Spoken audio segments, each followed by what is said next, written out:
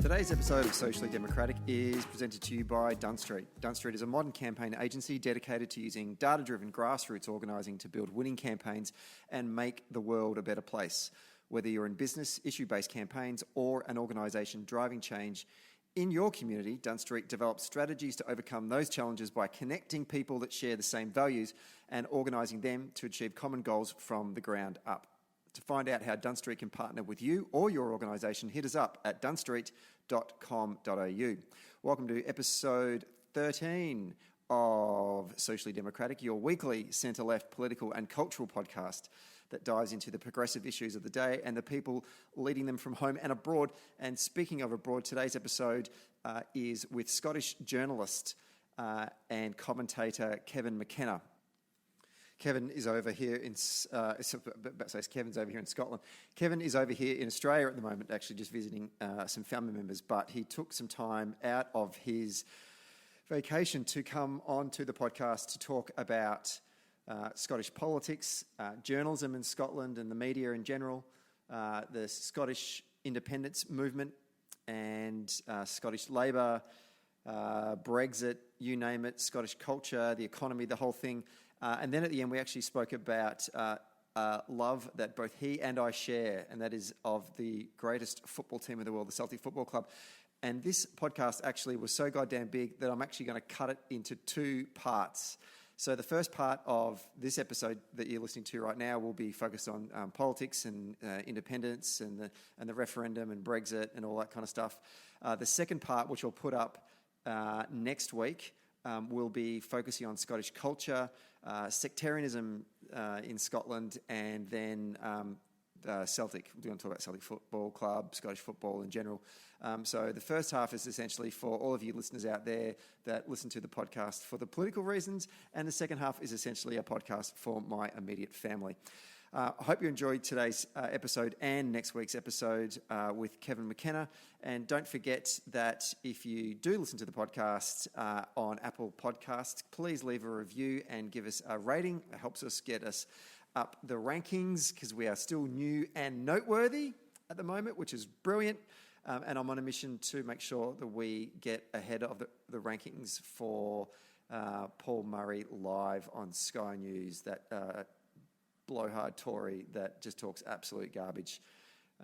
So give us a hand with that. And if you listen to us on Spotify or any other podcast, make sure you subscribe and tell your friends on all of your social media platforms. And speaking of which, if you want to follow us, please do so at Dunn Street on Facebook, Twitter, Instagram, and LinkedIn. Let's go to part one of this special Scottish edition of Socially Democratic with Kevin McKenna. We're taping this one on a Friday lunchtime in downtown Melbourne, and fittingly, the weather has turned it on for our guest today to make him feel very much at home. It's a classic Glasgow summer's day here in Melbourne, and it's wonderful to welcome on the podcast today Kevin McKenna. How are you going? Hello, how are you doing, Stephen? Very well. We've tried to do this podcast previously. We did. But you were unwell the last time you visited our fair shores. Yeah, almost 4 years ago to the day, I came out to Australia to see my daughter who'd recently moved here, and had a bit of a heart attack on the plane coming over. Although I didn't know it, just felt a little bit peaky, and. My daughter didn't fancy the look of me when I stepped off the plane. So it was up to St Vincent's Hospital. Fine. Which I thought we'd just get a couple of tablets, and I was a little bit anxious, but they told me that I'd had a heart attack. And I was there for 4 or 5 days. Luckily, they didn't have to open me up, but that took care of half my holiday in Melbourne. I've never known someone to be so nervous about coming out to this wonderful country of ours. But they looked after me well. We have an excellent healthcare system. Oh, I couldn't speak highly enough. Well funded by the Labor government here in Victoria. And now the reason why I'm over here again is because, unfortunately, my daughter was diagnosed with cancer at the end of last year, and she's things are progressing quite well for her, without going into too many details. But similarly, she's had a fantastic health care experience at the hands of the wonderful Australian healthcare system. Excellent. So I was saying to her that the two of us, we could go to a theme party. The next time there's a major theme party, we could go as we could just go as Glasgow. Her with her cancer and me with my heart problems. Yeah. Actually, when I was a young bloke and I went to Scotland for the first time as an adult, as opposed to under the care of my parents, I spent the first 2 weeks in Glasgow catching up with family. And I think by the 10th day, I'd had my fair share of sweeties, iron brew, fish suppers, and I put on about 30 pounds, and I could feel my heart starting to, struggle to deal with these congealed arteries. And Turnic tea cakes. Oh, I really devoured anything with the word Turnic in front of it. I was consuming all of it. I kept that company in business for a while, though. Well, that's become Turnics has become a political issue, but we can talk about that later. All right. Oddly enough, because at the moment, everything in Scotland's become politicised. Yeah, absolutely. And that's why we got you on the show today, to talk a bit about that. But before we dive into the politics of Scotland for our viewers, tell us a bit about yourself. Where and how does the Kevin McKenna life story begin, and how would it be? What song would you choose if there was a film to be made about you to kick off? You should have asked me this to before. Kick off that film. I know. I only thought about that this morning. I don't know why I thought about that. But. So I've been a journalist in Scotland and the UK for, God, how long have I been a journalist for? 35 years. Started off in local newspapers in 1986, 87. No, actually earlier, about 84. And I worked with a paper called the Scottish Catholic Observer, which is independent of the Catholic Church, but could be a bit of a thorn in the official church's flesh. It was a good grounding in journalism. Went on to the Celtic View. Can see where this is going. Yeah, which one could argue was like the sporting wing of the Catholic Church. Yeah, and then I became sports editor at the Scotsman and Scotland on Sunday a few years later, and worked my way through most of the papers in Scotland. Sunday Herald. Had a stint at Her Majesty's Daily Mail. I was a token lefty. Mm-hmm. And how was that experience? The Daily Mail is the most professional newspaper organisation I've ever worked for. Scarily good at what they do. Mm-hmm. Know exactly what their clientele is. They could probably predict the behaviour of their customers minute by minute, day by day. And that's a key to their success. They know all about their prejudices. They know what the buttons are to press. And there's no other newspaper that knows its audience better than they do. And it's too quick to dismiss them as a kind of right-wing reactionary rag. That it's obviously a very right-wing. I'd probably say conservative with a small c. Mm-hmm. But they saw themselves as kind of warriors for the great. The silent majority, the sort of Brits who are happy to stand in queues and grumble but not make too much of a fuss out of things. And so the Daily Mail sees itself as representing them and saying, you don't have to make a fuss, we'll make a fuss for you. And then, so in most of those roles, I was like doing backroom stuff, like executive, sports editor, commissioning, and then I started writing full-time myself about 10 years ago for The Observer. And what brought upon that transition from backroom to actually? Part of it was just need. Part of it was accident. I'd left the Daily Mail. I'd been 25 years in journalism, and the hours were getting longer, and there was an opportunity to take redundancy. And then by chance, an old friend of mine who was the comment and opinion editor of The Observer in London had asked me to write a column in an emergency. Somebody had either let him down or there was a gap, and he needed something written quite quickly. So I got the tools out again, not having written seriously for many years. And I said to him, I'm happy to do this, but don't feel obliged to publish it just because of our friendship, because if it's crap,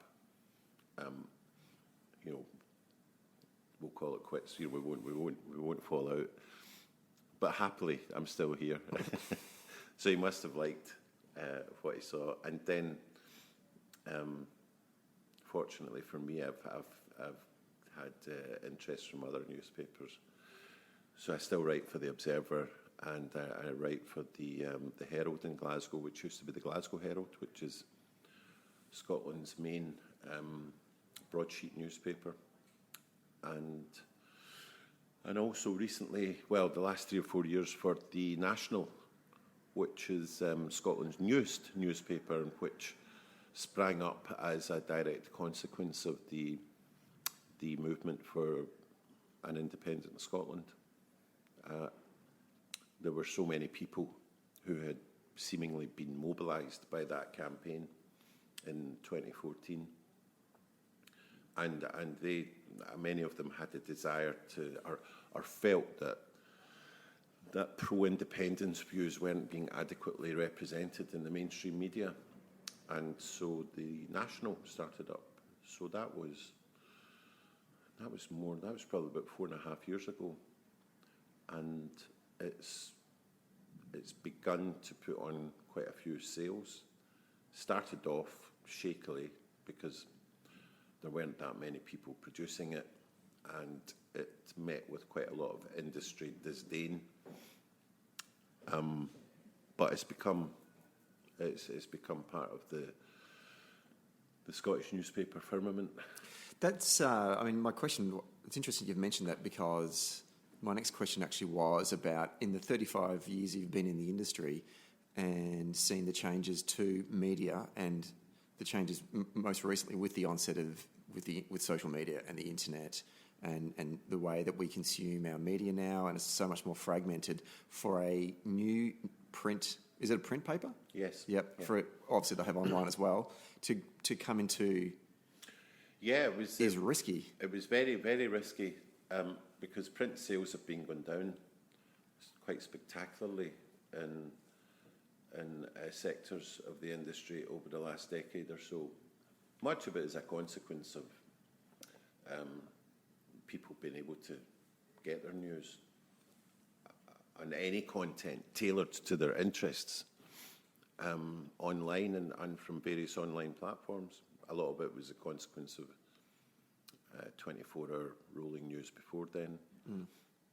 And a lot of it also is a consequence of the BBC's influence in the UK, which is it's almost a monopoly. The state, we, the taxpayer, hand over hundreds of millions of pounds to the BBC, and they in turn now don't just broadcast, but they hire lots of journalists at salaries bigger than newspapers are paying them, and they put out lots of written content. And in those areas where there has been, a good local weekly press, the local newspapers are struggling partly because the BBC's hoovered it all up, can do regional news. Online offerings, which will compete well with the online platforms of these weekly newspapers and some of the national ones. so crazily we permit this situation where taxpayers fund something approaching a monopoly in the media and then watch it erode the influence and sometimes destroy the existence of lots of weekly papers which have been part of the communications and media industry in Scotland for 100, 150 years. In Australia, the view of those on the left, if their political colouring is left of centre, they view our national broadcaster, the ABC, in a positive light and are constantly, whenever there's a Conservative government in place, are constantly defending the right for our independent media and our state-sponsored media to get more and more funding to produce good content. So you find that most centre-lefties are there defending the ABC. It's interesting you've given that view of the BBC as a sort of a monolith, hoovering up both content and quality and staff. Does the average citizen in Scotland look towards the BBC? If you're left of centre or if you're right of centre, how do they view the BBC as a voice within the media community? Well, that's a particularly pertinent question, Stephen, right now, because the relationship or any bonds that ever existed between the BBC and its viewing public in Scotland have never been more strained or frayed than they are now. The level of mistrust in the BBC by people in Scotland has, in my lifetime, has never been greater. Much of that is a consequence of the BBC's conduct during the independence referendum in 2014, where on occasions it was quite blatantly pro-union and not so much the actual indigenous Scottish journalists, because I know quite a lot of the Scottish journalists on the BBC, and there's no obvious bias that I've been able to see in many of them, one way or the other, in terms of either Scottish independence or staying within the UK. But in the last several weeks of that campaign, which were quite crucial, the BBC took the decision to fly up at great expense some of their London heavyweights, who it became quite obvious and quite clear early on that there was a complete absence of professionalism by these so-called heavyweights, because it was quite clear they hadn't even done basic homework or acquainted themselves with the just different sides of the independence unionist debate. They seemed completely unaware of the nuances of the debate that had been simmering away for decades before. And this became quite obvious in their extremely clumsy, unprofessional coverage, and it was very obviously skewed towards the union, and it led to deep mistrust by not just many of those who had voted for an independent Scotland, but even others beyond it who had admired the BBC for being an objective presence in a country which is, has had its divisions over all sorts of issues. You could always rely on the BBC to a certain extent to be objective and to be a voice that you could trust. And since then it hasn't really got much better, because last week, for instance, there was a breakthrough poll conducted by, ironically, a Conservative grandee, Lord Ashcroft, who runs a polling company, who's a very close friend of the former Conservative Prime Minister David Cameron. And his polling has been very sophisticated, pretty accurate, and are regarded across the political spectrum as an accurate weather vane of prevailing political currents. And it said that 52% of Scots were ready to vote for independence. But actually, when you drill down even further into the figures, there were other trends which were contingent on Brexit, which suggested that the number could be even higher in favour of independence. Now, this was reported in media outlets all over Europe because it was seen as a breakthrough, and that an independent Scotland was coming close. And a lot of it, let's face it, was because of the spectre of a no-deal Brexit hanging over people. But the BBC in Scotland barely mentioned it. I think it was talked about for a few minutes in an interview on the radio the day after, not a mention in any of the television news bulletins for the rest of the day.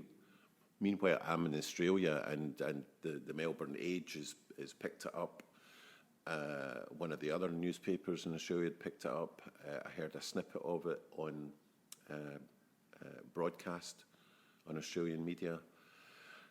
It was picked up all over Europe, but the British Broadcasting Corporation didn't deem it significant enough to mention. And it was professionally, it was a big miss for them, because a few days later, John McDonnell, who is the Labour Shadow Chancellor, for the first time signalled a massive U-turn in the UK Labour Party's attitude to independence, when he said on two occasions while being interviewed at the Edinburgh International Festival that the Labour Party wouldn't stand in the way of the Scottish Parliament calling for a second referendum on independence.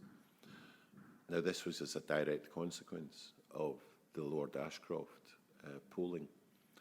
So for the BBC not to have treated it so disdainfully was professionally, it was quite a disgrace, and unfortunately for them, it seemed to add weight to those arguments, or those that saw that felt the BBC had ditched any pretense of objectivity around the entire independence debate in Scotland.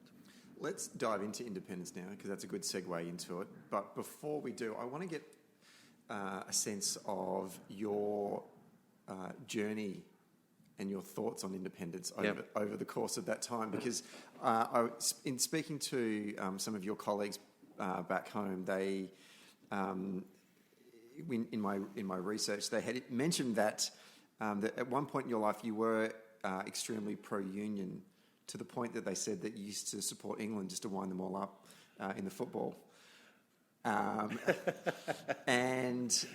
But during the independence referendum of 2014, over that period, you found yourself changing your viewpoint on that. Before you talk about that, though, just give context about sort of, because I think it's important for people listening to this show to understand the fabric of the voting populations in Scotland. All of my family they're part of the Irish diaspora. They're working class or middle class people. They're tradespeople. They've historically voted Labor all of their life. And most Australian Labor supporters would know that historically Scotland is a Labor stronghold and has been for a very, very long time. Very left-wing, working class, west of Scotland, the Clyde, all that kind of stuff. But then something happened during that independence referendum, and maybe you and your own political socialisation is a very similar sort of probably trend. Reflected that of quite a lot of people, especially in the west of Scotland. I wouldn't say that I was a strong pro-unionist. So you're going to be having words when you get back to Scotland with some people, I think. I did support England when it came to international football tournaments. I don't know why did I support England? Because when you're a child growing up in Scotland, you bought the only football that you consumed in terms of media were Shoot magazine and the English football highlights. Okay, there was a Scottish package as well, but the glamour was England. So you grow up being familiar with great English footballers and the great English football grounds, and of course you support Scotland, but given that Scotland were usually kind of heading for the exit door at any major tournaments quite early on, you had to shift your vote somewhere else. There's nothing worse than watching a football match and not having a horse in it, so to speak. I thought it would be anyone but England at that point. I hated all that because I just thought it spoke to sort of narrow-minded small country syndrome, not having any confidence and defining yourself in the misfortune of your bigger neighbours. So on one hand, we want to say, yeah, we're as good as them. Okay, yeah, they've got more people than us, but we are every bit as able and as confident as England is. But on the other hand, we want to support anybody other than England because they're bigger than us.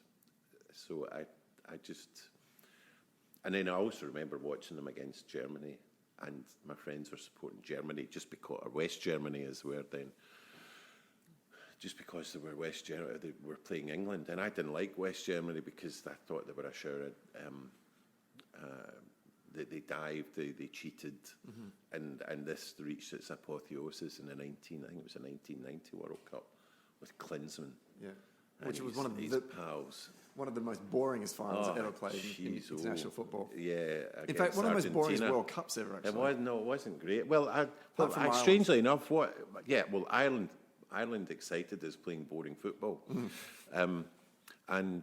But actually, some of the best football was played by England in that tournament, and especially by Paul Gascoigne, whom I thought was a wonderful player and a flawed genius. So that's why I support England, and I like England. And I started watching cricket when I was about 14 or 15. So oddly, I'm one of those lowland west coast of Scotland football fans who actually likes cricket, and I like to see England doing well. But of course, since I've been so well looked after, my family have been so well looked after by the Australian NHS. Yeah, I was going to say, at that point there, you just lost all of the audiences. Yeah. You're really going to redeem yourself now, Kev.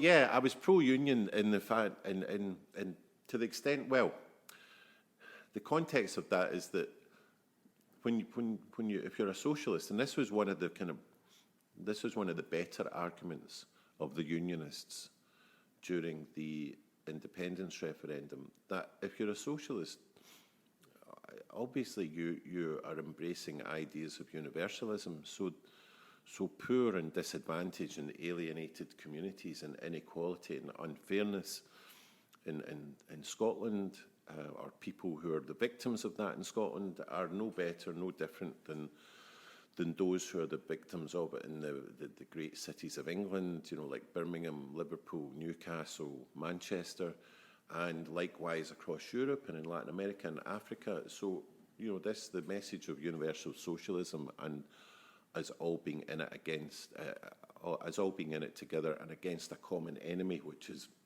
concentrated wealth,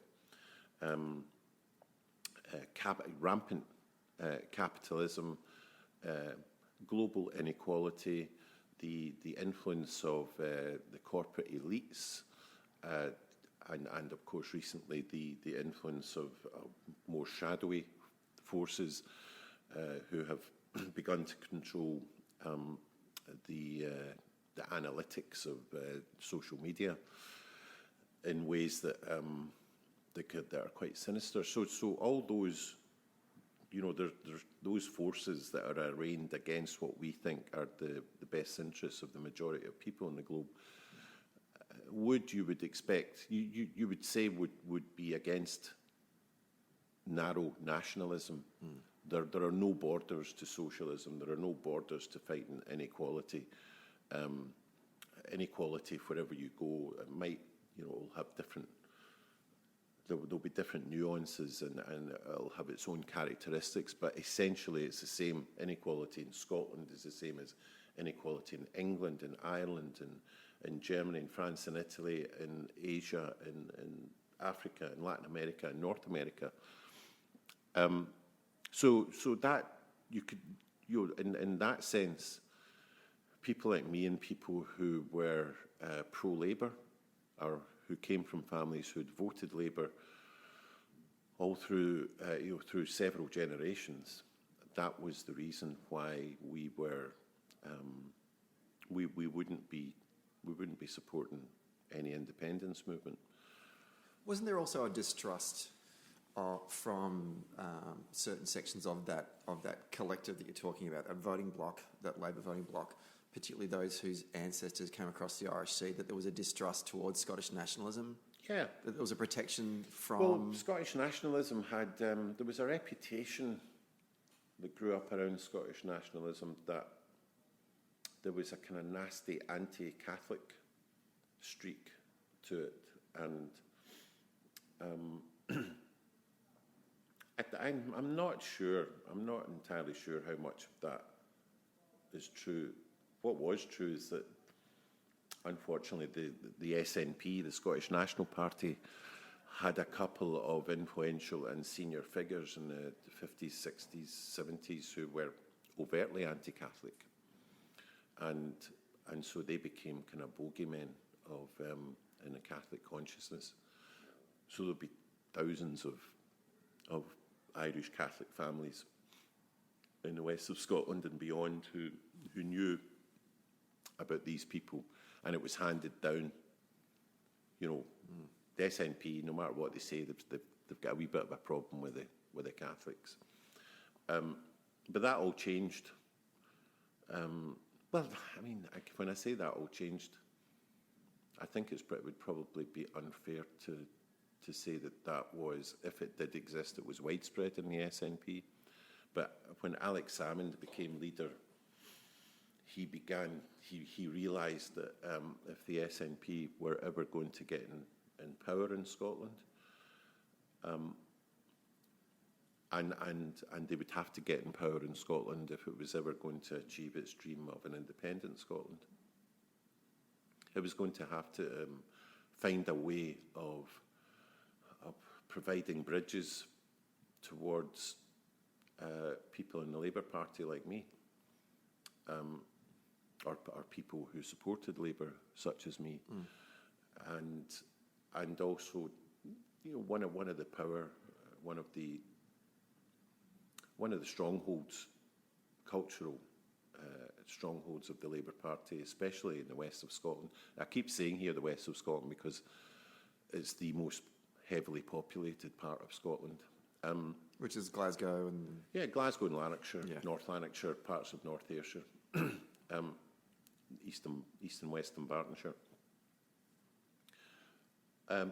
One of the Labour Party's main strongholds our cultural strongholds was working class Irish Catholics, or the descendants of working class Irish Catholics who had come to Scotland fleeing the famine, the Great Famine in Ireland, 1840s, 50s, 60s onwards. And so Alex Salmond, I wouldn't say he targeted Irish Catholics, but he put a lot of work into saying, you know, you've nothing to fear from us. And one of the ways in which he did this was that at a time when there was a lot of political and media scrutiny on the existence of separate state-funded Catholic schools in Scotland, Alex Salmond repeatedly said over many years that there would be no threat, there would be no question of Catholic schools ceasing on his watch. Likewise, round about this time, a kind of unrepresentative liberal chattering class elite that existed in the Labour Party had begun to alienate working class Catholics who were both left-wing and felt no great... in fact, their politics was informed by their faith. But on issues such as abortion and same-sex marriage, Catholic schools, you'd lots of Catholics who who were able to accommodate their socialism, their desire for equality, as well as their adherence to their faith.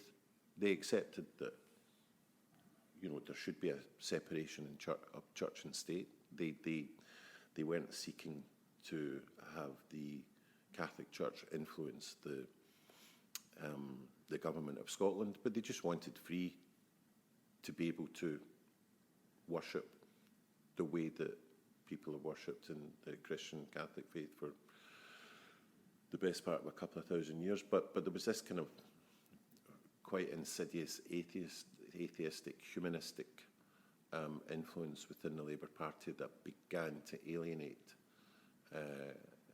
Catholics within the party, and saying, well, you can't be completely Catholic if you want to stay in our party.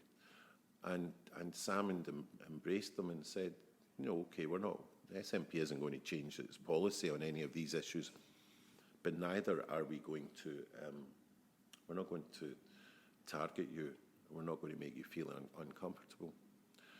So that was one part of the equation. The other part was simply that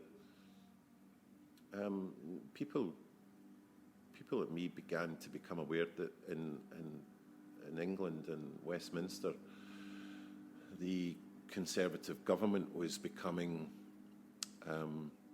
much more right-wing. The Labour Party under Gordon Brown and before him under Tony Blair were becoming less able to represent their constituent members against this deepening, this slide towards hard right policies, hard right economics, and they had felt that the best way of doing this was to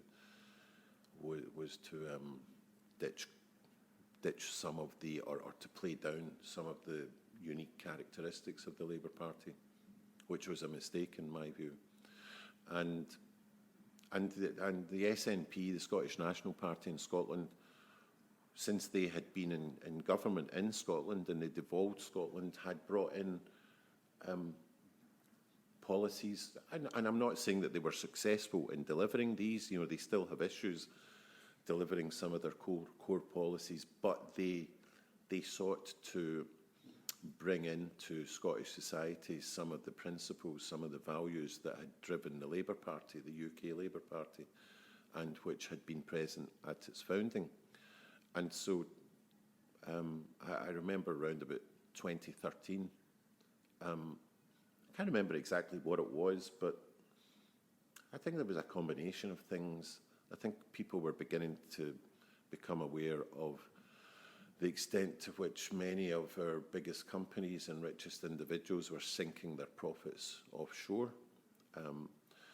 The increasingly punitive measures being brought in against poor people, unemployed people, the use of language by the elites of the UK government and those that supported it to exclude minorities, to target poor people, even things such as benefit fraud and benefits. And I remember thinking, this is again an insidious way of settling an idea into the consciousness that these people are people who are on benefits are footless and ill-deserving. And you first had to realise they're not actually benefits. This is an insurance system that the entire country is paid into, and most people who are on benefits have already paid into it.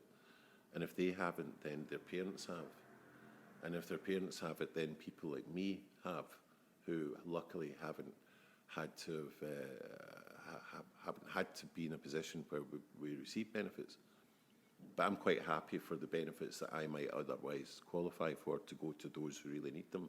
And I'm not really going to ask too many questions about whether they deserve that extra 50 quid or 100 quid or not. I might start asking it when the richest people start answering honestly what they do with the profits that they've been allowed to make because of the very liberal system of government that we have in the UK that allows them to make those profits, that looks after their children, that keeps the streets safe.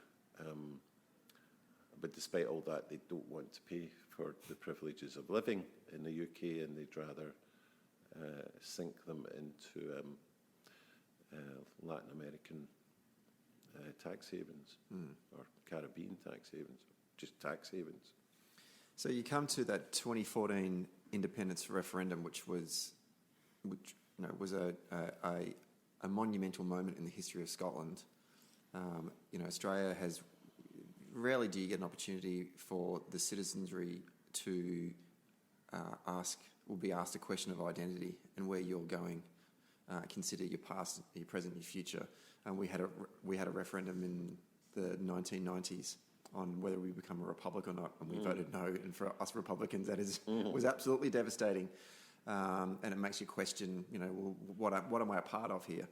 And I guess it was the same for you guys in Scotland. But you entered into that referendum traditionally from the viewpoint of being from a Labor family or a Labor upbringing. Yeah.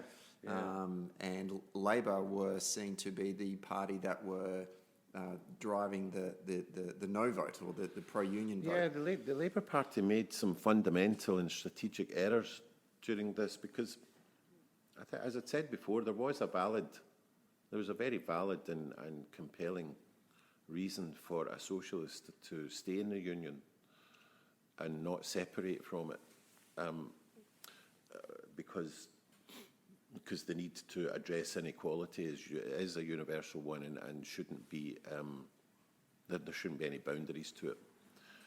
But they went far further than that. They wrapped themselves in the Union Jack. They appeared on shared platforms with some of the most reactionary, intolerant Tories, and they sickened a lot of their own supporters. It was reckoned around about 30% of Labour voters at the time of the Scottish independence referendum voted yes, and quite a lot of them obviously then went the full hog and joined the SNP. Because not because there were people like me who were happy to vote for independence. I'm not a fan of the Scottish National Party. I would probably still vote Labour tomorrow. But a lot of others were so sickened by the behaviour, the conduct of senior people in the Labour Party during the independence referendum that they joined the SNP. A lot of others like me, once we had begun to consider that independent Scotland was the way ahead, if we wanted to create a society based on equality and based on fairness, when we began to consider this for the first time, a lot of it just seemed to make sense. Like, Scotland had been independent for roughly 80% of its entire existence. It joined the Union, joined England in 1707. It wasn't exactly democratic because there wasn't any democracy then. There was a lot of the people whose influence ran Scotland at the time saw a commercial opportunity that came with being united with England. They didn't join the UK or with England because they loved the concept of the United Kingdom and they loved England. This was a means of getting on the coattails of the great English mercantile power, which then ran the world, ruled the seas. So you think, well, so we were independent for most of our history, and Scotland's natural state would be to be independent. So why not? At this time, though, the SNP, I thought, made a strategic error because they produced a white paper on independence, which was far too sunny and optimistic. Now, leave aside the fact that Scots tend to get a bit suspicious of anything that's too sunny or optimistic. We are always looking, whenever there's a silver lining, we're looking for the cloud. Yep. And they kind of, the SNP gilded the lily somewhat in saying what an independent Scotland would look like economically. And I felt they could have been a bit more honest, because if Scotland is to become independent, there'll be a struggle to begin with. You can't take this decision lightly. There are big questions to be asked about the future economy, about any deficit that we might have if we leave the Union, uncertainty over currency. I suppose some of those challenges or uncertainties become less so because if even a fraction of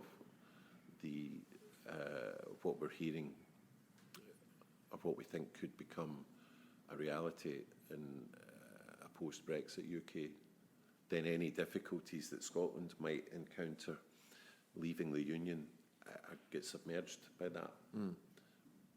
And the other thing, of course, was that one of the big offerings of the Unionist side during the independence referendum was that if you voted no to independence, you guaranteed our future in Europe. Well, now we saw how that's turned out. And that's the funny one, isn't it? Because, as you say, at the time, the European Union were, I think, trying to be a good member or partner with the United Kingdom and London, and saying, okay, we're not going to stick our nose into the internal affairs of the United Kingdom on this particular debate. But in this post-Brexit world that we live in which we now have that partner, London, trying to extract itself from the European Union, you feel that if there was a second independence referendum, that the European Union or Brussels would be a hell of a lot more clearer about what they would do in terms of an independent Scotland and their relationship with the European Union. They would they wouldn't stand in Scotland's way if we wanted to join the European Union. Well, some of the propaganda around that in 2014 suggested that, for instance, Spain would veto any application by an independent Scotland to join the EU because it would fuel the Catalan separatist movement in their own country. But that's since been debunked by senior Spanish officials, including the Prime Minister. And I think also there would be a kind of gleefulness about the European Union embracing Scotland and independent Scotland, part of which would be to get it right up England. Yeah, it's massive schadenfreude there. But in saying that, the SNP again have to watch how they go here. They can't just say if Scotland becomes independent, we're going to join Europe, because quite a lot of independence supporters have got deep suspicions of the European Union as well. Okay. And because of the nature and the divisiveness of the entire debate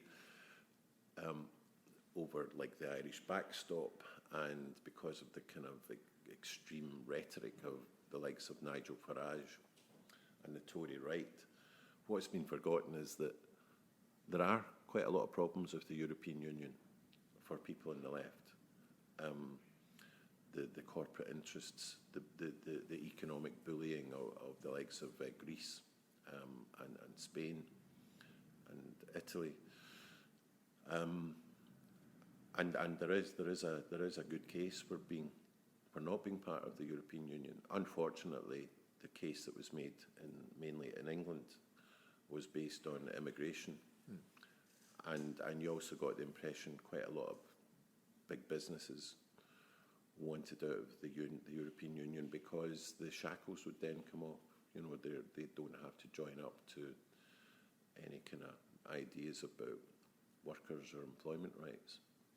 I did read a phrase this morning in the papers that referred to the hopes and dreams of a Boris Johnson-led exit from the European Union would create a Singapore on the Thames, so less regulatory bodies overseeing the way that they conduct business.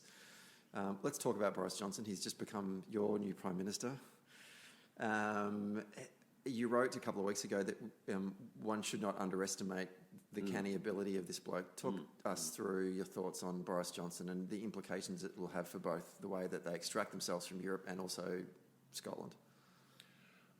First of all, that you have to understand that Boris Johnson could become one of the shortest-lived prime ministers in the history of the UK, because if Westminster, if he doesn't appear to be making any great effort to reach an agreement with the European Union in the time that is left. We have to. He's promised to be out by October the 31st with no deal if necessary, and to hang with the consequences. But he doesn't. He doesn't. He says he wants to avoid that, and that's a last resort. But you get the impression that that's the first resort, and what he wants to avoid is any further negotiations. And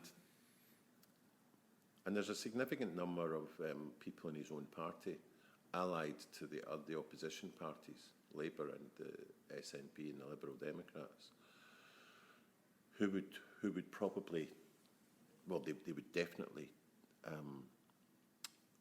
obliterate a no-deal Brexit.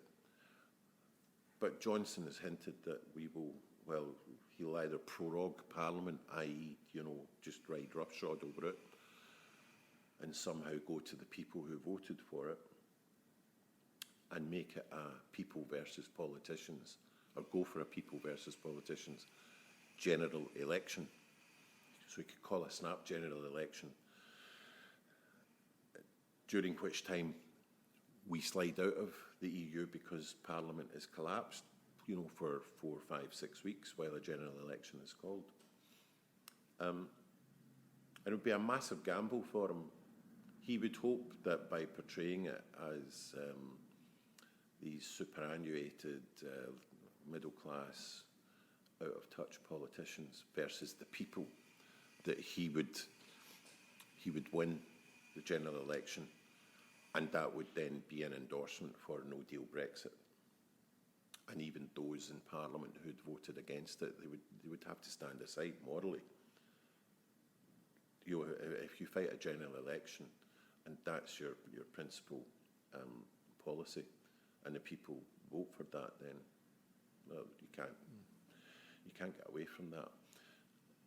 But a lot more people, I think, have become more informed about some of the lies, the inaccuracies that were part of the Leave Europe vote side in 2016.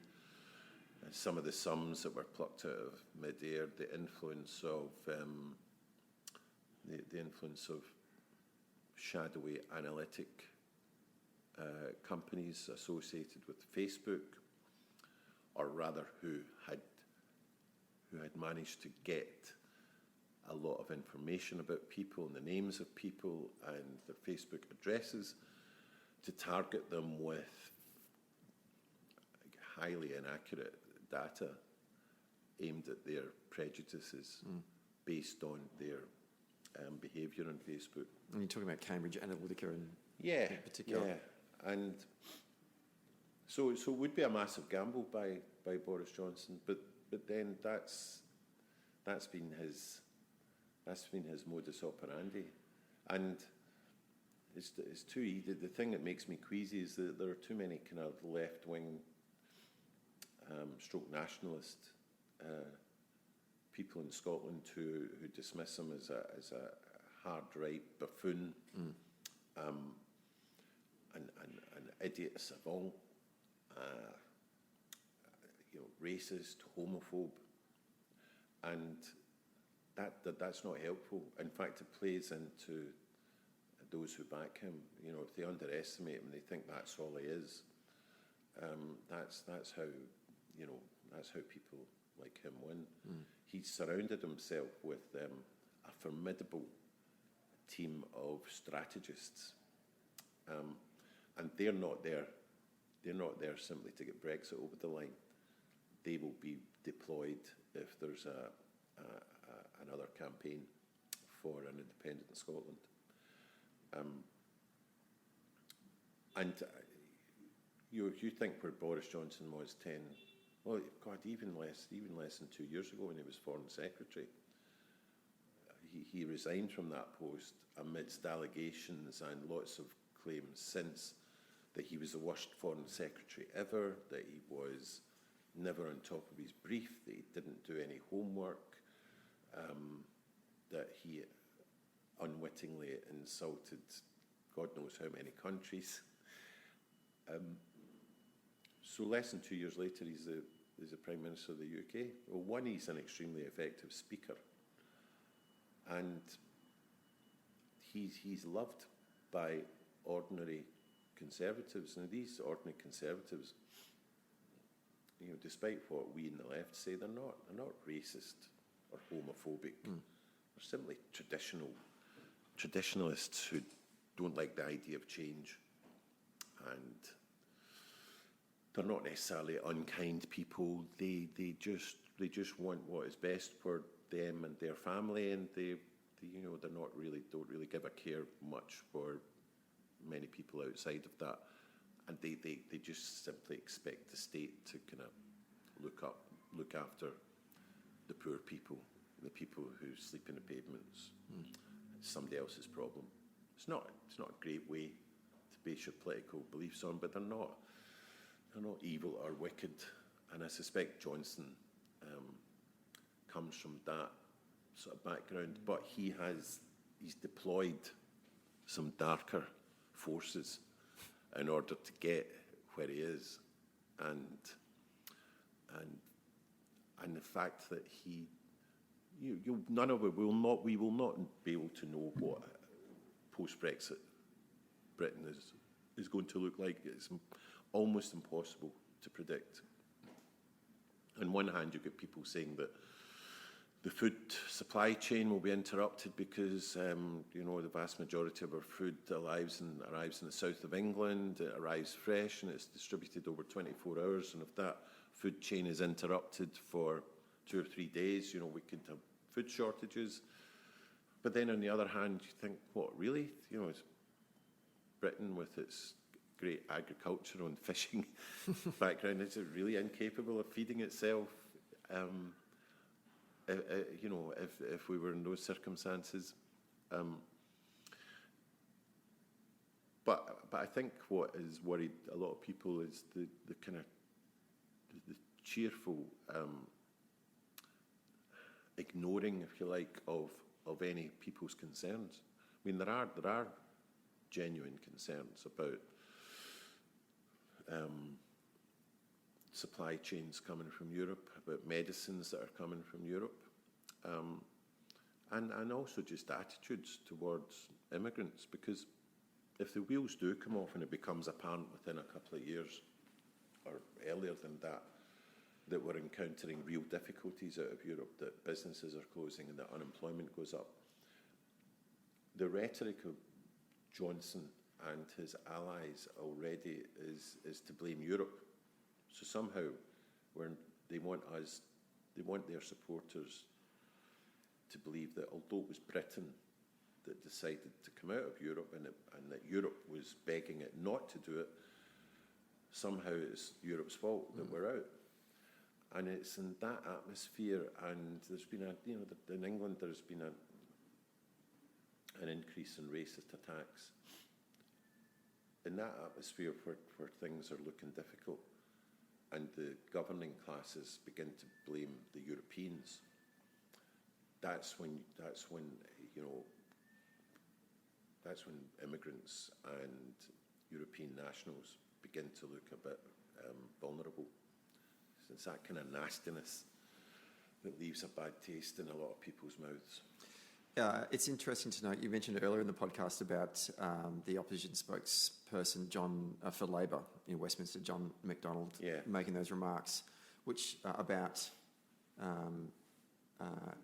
the UK Labor's view on Scotland pursuing a second independence referendum, breaking with UK Labor policy and saying that we wouldn't stand in the way of Scotland seeking to have a new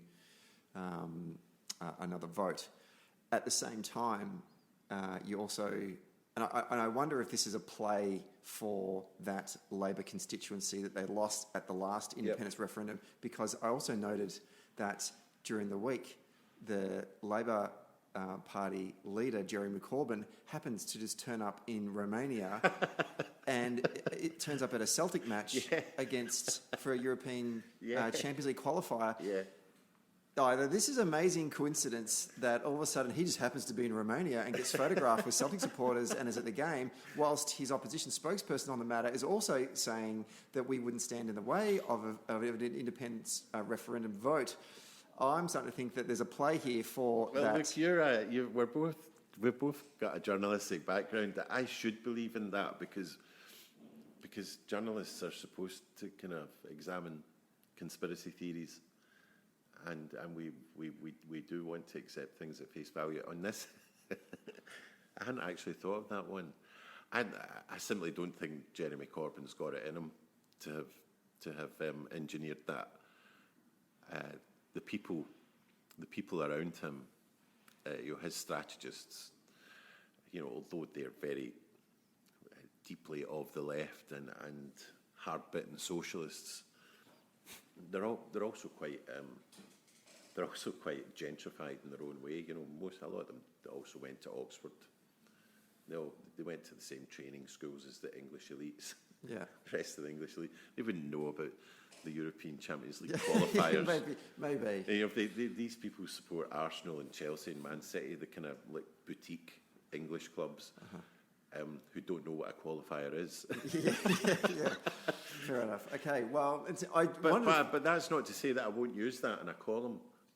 And by all means, go for it. Go for it. I want to turn our attention to sort of the cultural side of Scotland, which we've touched on a little bit, and think back to the Scottish Enlightenment. Well, Scotland a long time ago, the Scottish Enlightenment, Glasgow being the second city of the empire, this sort of industrious Scot who invented penicillin, the television, and fast forward to Dolly the sheep and the ATM and PIN numbers and iron brew and everything else that comes with it. And now you look at modern Scotland in sort of 2019, where like in a city like Glasgow, there's chronic economic problems, health inequalities across communities, drug and alcohol addiction. The privatisation of assets has had a massive impact, and you've written about that yourself, across sort of essential service delivery, sectarianism. The national men's football team hasn't made a major championship since 1998. What would the fathers of the Enlightenment look at a modern Scotland now and make an assessment of how Scotland is going? And on the backdrop of that, is it now the right time to become an independent country when we talk about using, the union of economic power, be it either the European Union or a union with England, to try and produce an economy that can actually look after everyone involved in that? A lot of those issues and a lot of the failures in those areas come from sheer human incompetence,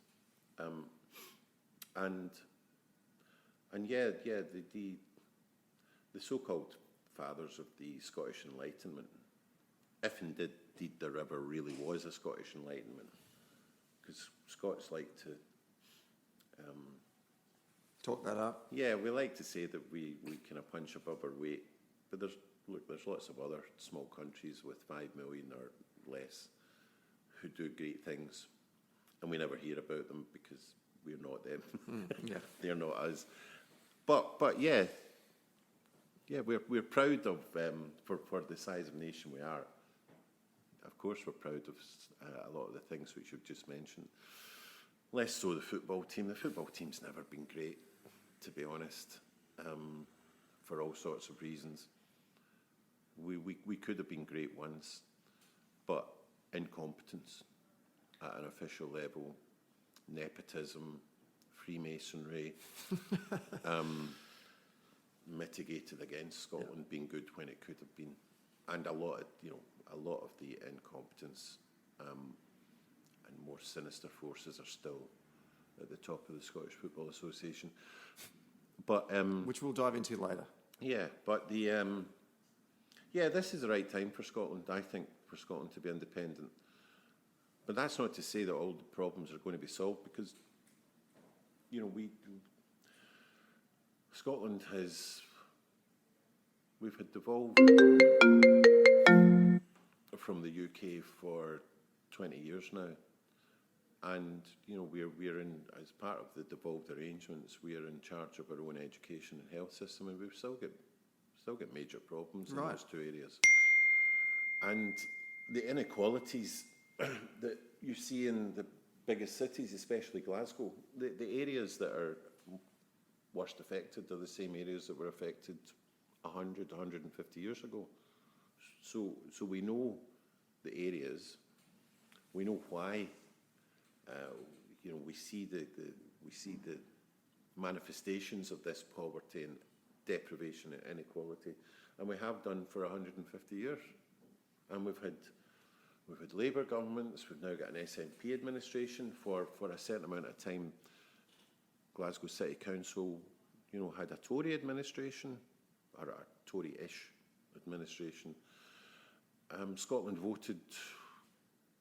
The only time that Scotland, that more than 50% of the electorate voted for one party was it 1959, and it was the Conservatives they voted for. So every administration of every colour and stripe has been in charge of Scotland or Scottish affairs for 100-odd years, and it's the same people and the same parts of the same cities which are affected. So you can't say that independence suddenly we're all going to be in a land of milk and honey, and the sick are going to pick up their walk up from their sick beds, and it's just not going to be like that. And the reason why we still have these issues is because we do have some of the same. We're still afflicted in certain areas by those things which afflict Westminster, England. We reward incompetence. We don't scrutinise the performance of executives in health and education. We still have